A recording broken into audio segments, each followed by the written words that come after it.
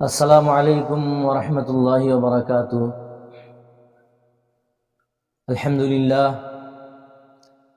अल्हम्दुलिल्लाह वकफ़ा वस्सलामुन अला इबादिहिल्लज़ीना इस्तफ़ा। अम्मा बअद फ़अऊज़ु बिल्लाहि मिनश शैतानिर रजीम। बिस्मिल्लाहिर रहमानिर रहीम।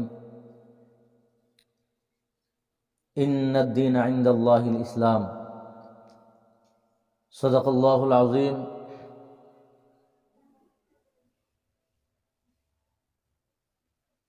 वक़ाल नबी सल्लल्लाहु अलैहि वसल्लम इन्नल इस्लाम यहदिमु मा काना क़ब्लहु व इन्नल हिजरत तहदिमु मा काना क़ब्लहा व इन्नल हज्ज यहदिमु मा काना क़ब्लहु औ कमा क़ाल अलैहि सलातु वस्सलाम। प्रिय दर्शक, আজি মই আপোনালোকৰ সৈতে আকৌ কিছু আলোচনা কৰিব আহিছোঁ।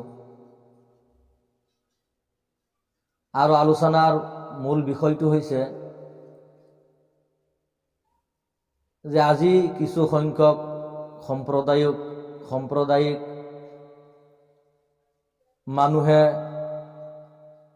আমাৰ ইছলাম আৰু আমাৰ ইছলাম ধৰ্মৰ কোৰআন, যে কোৰআন হৈছে আসমানী কিতাব, এই কোৰআন সম্বন্ধে বিভিন্ন ধৰণৰ কুমন্তব্য,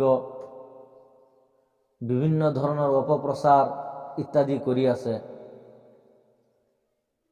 এইটো আমি সকলোৱে ছ'চিয়েল মিডিয়াৰ জৰিয়তে সকলোৱে আমি গম পাই আছোঁ, শুনি আছোঁ।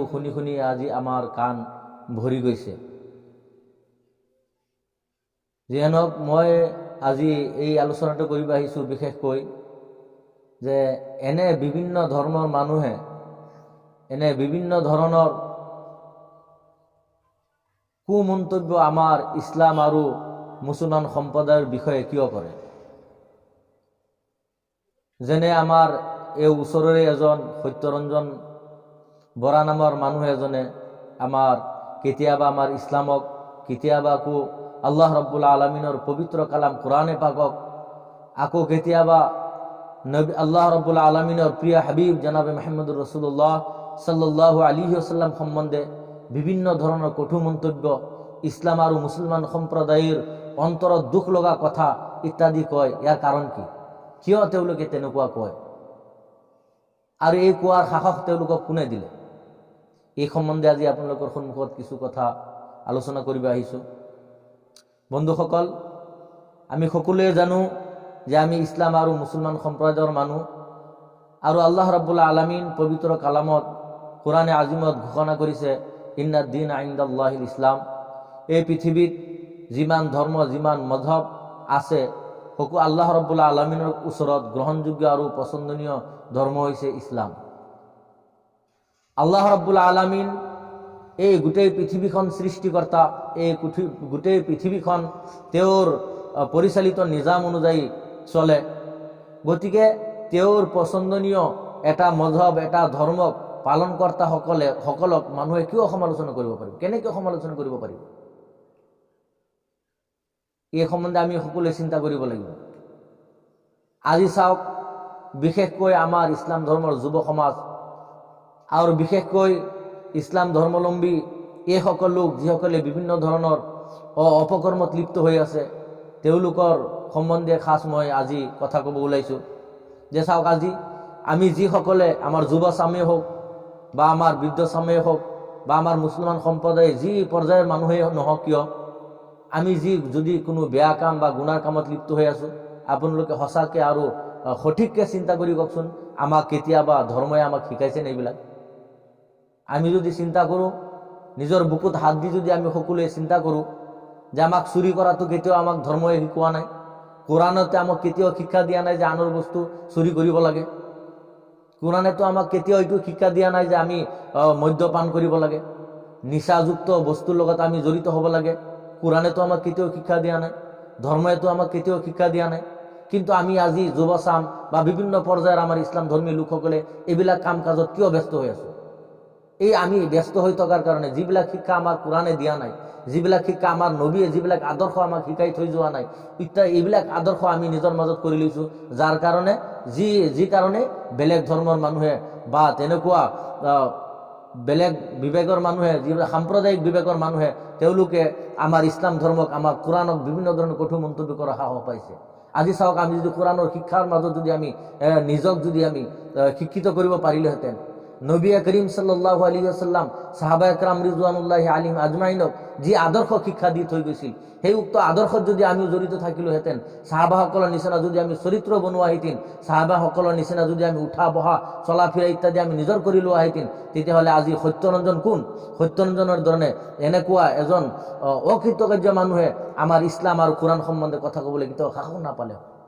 কিন্তু আমাৰ দুৰ্ভাগ্য যে আমি ইছলাম আৰু মুছলমান সম্প্ৰদায়, ইছলাম আৰু মুছলমান ধৰ্মৰ দাবী কৰোঁতাসকল আমি নিজেই এনে অপকৰ্মত লিপ্ত হৈ আছোঁ।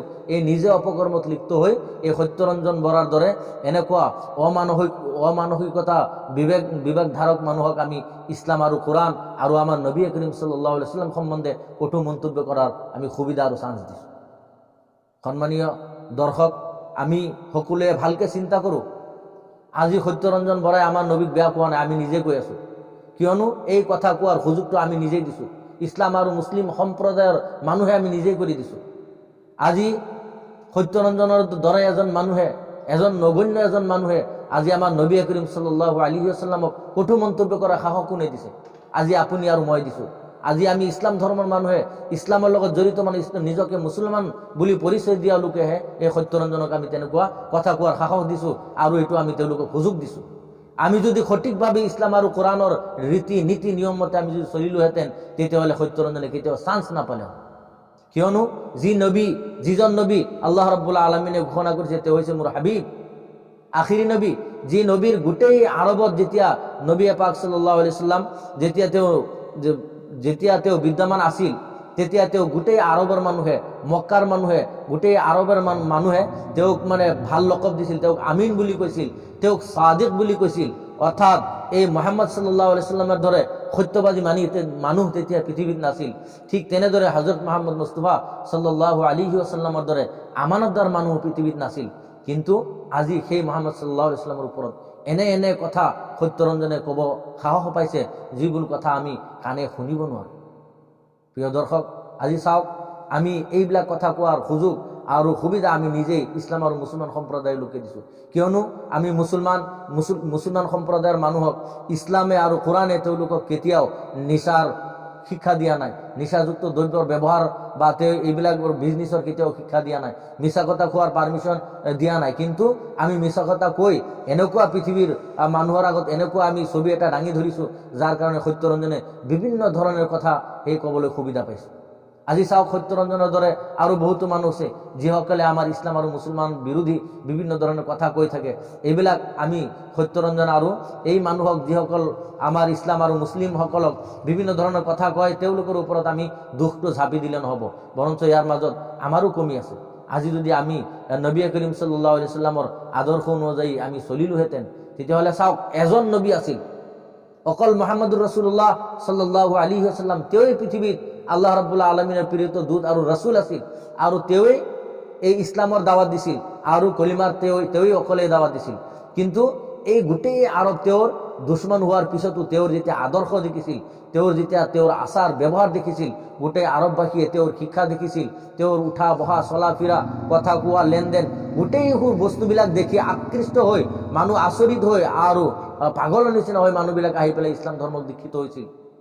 আদৰ্শ দেখা পাই সেই ইছলাম ধৰ্মত দীক্ষিত হৈছিল। নহ'লে এজন মানুহ গোটেই আৰবৰ লগত অকলে গাৰ জোৰেৰে তেওঁ ইছলাম প্ৰচাৰ কৰিব নোৱাৰিলে হয়। ইছলাম একমাত্ৰ প্ৰচাৰ হৈছে আচাৰ ব্যৱহাৰ শিক্ষা ইত্যাদিৰ দ্বাৰা। আৰু নবী কৰীম সাল্লাল্লাহু আলাইহি ওয়াসাল্লাম পৃথিৱীত এনে এটা যুগত আহিছিল, যি যুগত মানুহে মানুহৰ ধ্বংসৰ পথত লাগি গৈছিল, মানুহে পাপৰ দলদলত মানুহ ফাঁচি গৈ আছিল। ঠিক তেনে এটা সময়ত নবী কৰীম সাল্লাল্লাহু আলাইহি ওয়াসাল্লাম পৃথিৱীত আহিছিল। কোনো ৰাস্তা নিৰাপদ নাছিল, ৰাস্তা দি যোৱা মানুহ তেওঁৰ নিৰাপত্তাহীনতাত অনুভৱ কৰিছিল, কিয়নো ৰাস্তা দি যোৱাৰ মাজত ডকাতি, বিভিন্ন ধৰণৰ লুটমাৰ ইত্যাদি ৰাস্তাত চলিছিল। মানুহে ব্যৱসায় কৰিব যাওঁতে তেওঁলোকে চিন্তা কৰিবলগীয়া হৈছিল যে আমি সুস্থভাৱে ঘূৰি আহিব পাৰিম নে নাই, আমাৰ নিজৰ সা সম্পত্তিখিনি ভালকৈ আকৌ ঘূৰাই লৈ আহিব পাৰিম নে নাই, তেনেকৈ এটা পৰিস্থিতি হৈ গৈছিল গোটেই আৰবত। ঠিক তেনে এটা সময়ত নবী আখিৰুজ্জামা জনাব মুহাম্মদুৰ ৰাছূলুল্লাহ সাল্লাল্লাহু আলাইহি ওয়াসাল্লাম এই পৃথিৱীত আহিছিল আৰু আহি পেলাই মানুহৰ আগত, পৃথিৱীৰ আৰববাসীৰ সন্মুখত এনেকুৱা এটা চৰিত্ৰ আৰু এনেকুৱা আদৰ্শ দাঙি ধৰিছিল, যি চৰিত্ৰ আৰু যি আদৰ্শ দেখা পায় মানুহে আকৃষ্ট হৈ ইছলাম কবুল কৰিবলৈ বাধ্য হৈছিল। আৰু মানুহে এই কথা অনুভৱ কৰিবলৈ তেওঁলোকে বাধ্য হৈছিল যে চৰিত্ৰ যদি হয় তেতিয়াহ'লে মুহাম্মদ সাল্লাল্লাহু আলাইহি ওয়াসাল্লামৰ চৰিত্ৰৰ নিচিনা হ'ব লাগে। মানুহৰ মাজত যদি আমানতদাৰী থাকে, মুহাম্মদ সাল্লাল্লাহু আলাইহি ওয়াসাল্লামৰ দ্বাৰা আমানতদাৰী হ'ব লাগে। মানুহৰ মাজত যদি কথা কোৱাৰ ইচ্ছা থাকে, মুহাম্মদ সাল্লাল্লাহু আলাইহি ওয়াসাল্লামৰ দ্বাৰা কথা কোৱা শিকিব লাগে।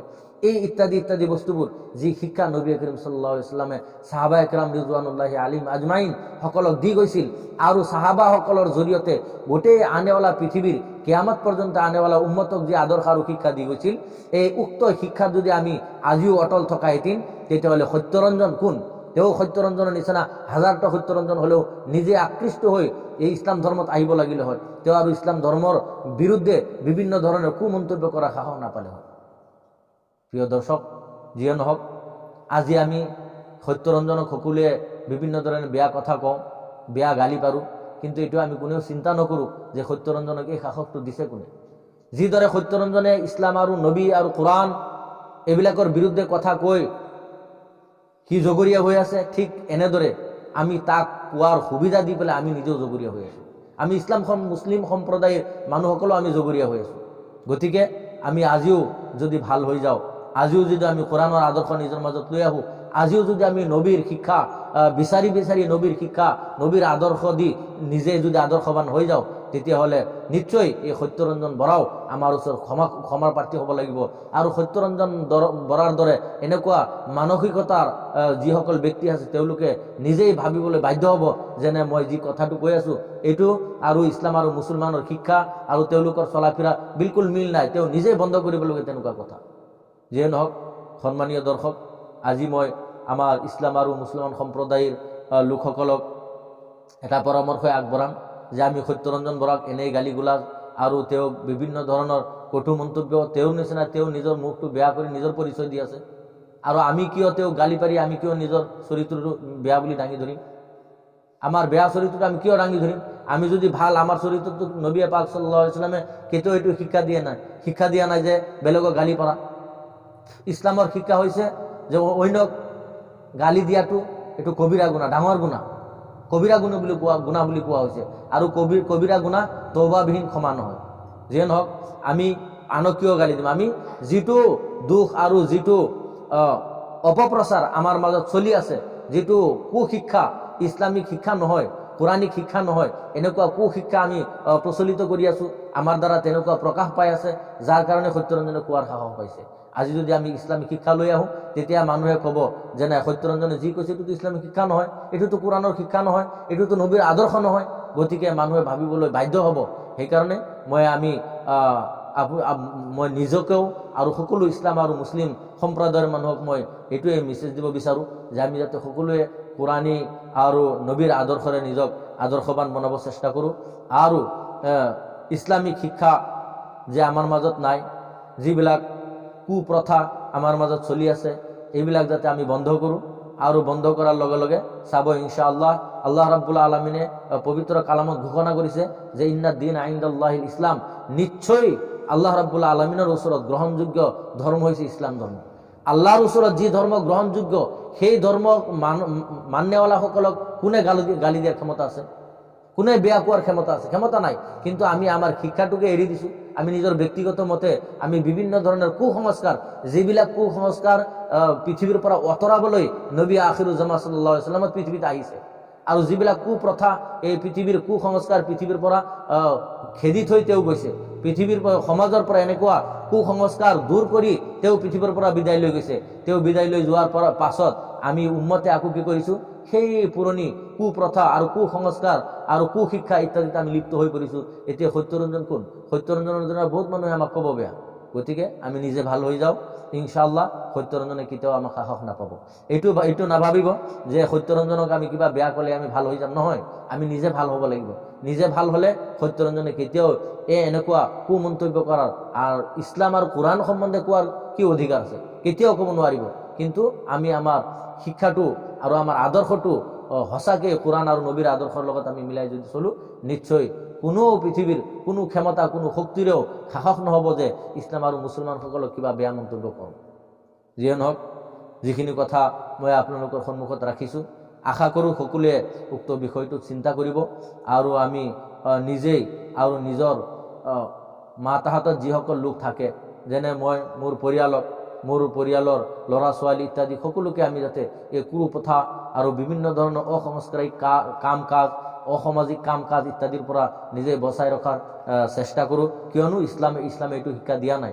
গতিকে আমি যদি তেনেকুৱা সকলোৱে চেষ্টা কৰি আমাৰ সমাজখনক যদি এটা সঠিক আৰু প্ৰকৃত ইছলামিক সমাজ হিচাপে গঢ়ি তুলিব পাৰোঁ, মই নিজৰ ঘৰখনক এখন পবিত্ৰ আৰু পৰিষ্কাৰ আৰু প্ৰকৃত এজন মুছলমান ফেমিলি হিচাপে যদি মই গঢ়িব পাৰোঁ, তেতিয়াহ'লে কোনেও মোৰ সমাজক আৰু মোৰ এই পৰিয়ালক আৰু আমাৰ এই গোটেই ইছলাম সম্প্ৰদায়টোক, মুছলিম সম্প্ৰদায়ক কোনো বেয়া কোৱাৰ সাহস নহ'ব। যিয়ে নহওক, আশা কৰোঁ সকলোৱে ইনশাআল্লাহ উক্ত বিষয়টোত চিন্তা কৰিব আৰু সকলোৱে নবী কৰীম সাল্লাল্লাহু আলাইহি ওয়াসাল্লামৰ নুৰানী আদৰ্শৰ জৰিয়তে নিজকে আদৰ্শৱান কৰাৰ চেষ্টা কৰিব। ওয়া আখিৰু দাৱানা আলহামদুলিল্লাহি ৰাব্বিল আলামিন।